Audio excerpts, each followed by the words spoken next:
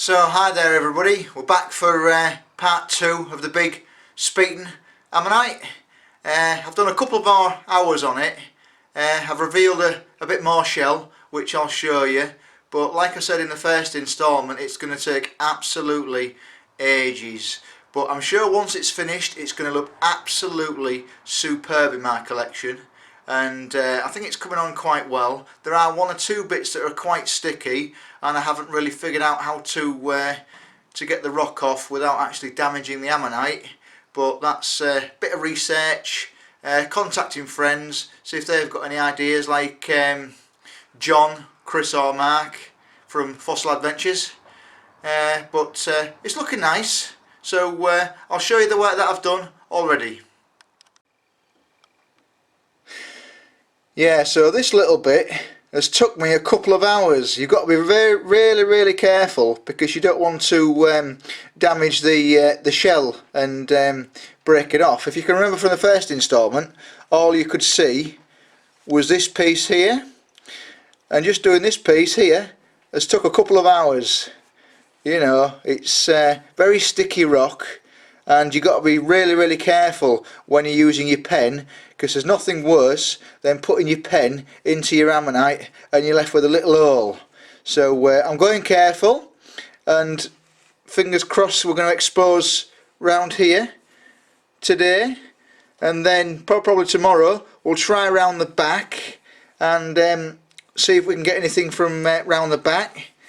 And the rock, when I said it was sticky, what I meant is you see all this here, it's not coming off properly, and I don't want to go too far in and pen the ammonite like I said, so I'm going to leave that for now and expose some more of this, and then when I've exposed more of that I shall start doing a bit of research on how to remove that, because I don't want to damage it, because it's a lovely ammonite, and it's the biggest piece I've ever found, and of course it was found at Speeton, hence the Speeton Ammonite. But this was an absolute beast.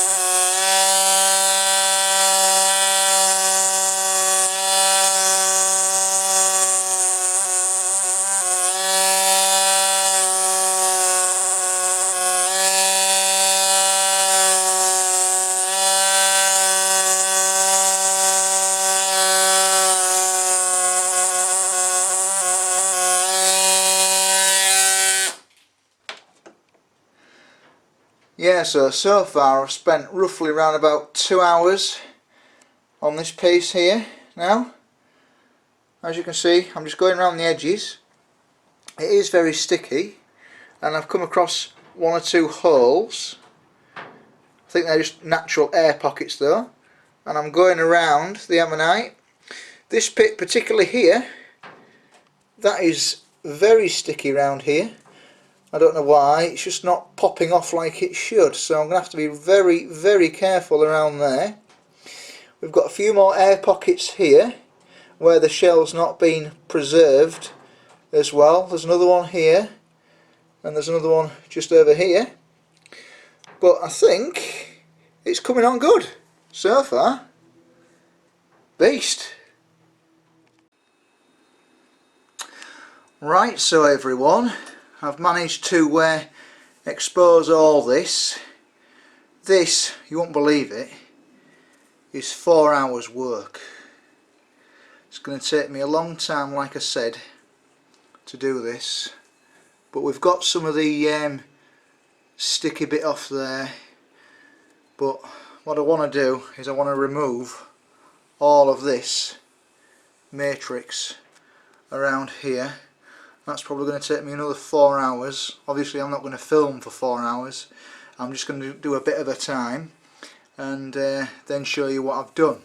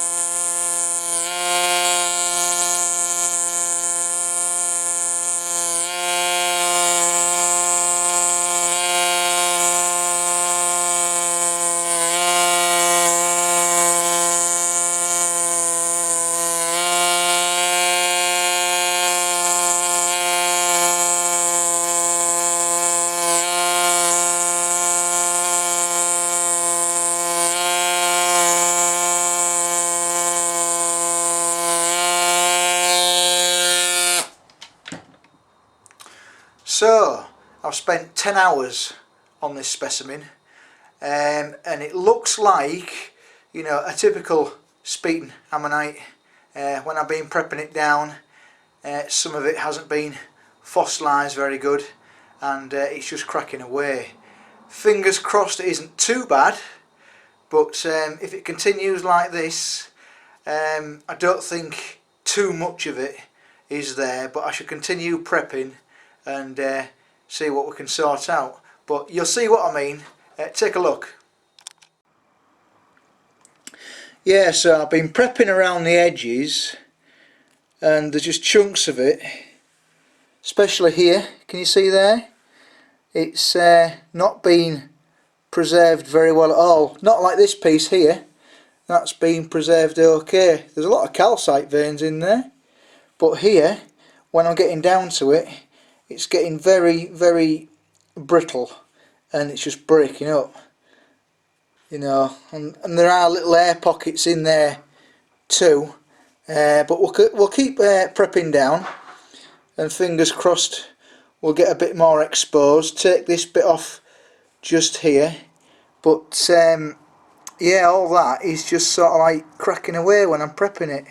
Shame, but like I said, it's a typical Speeton Ammonite, but no, this was a true beast.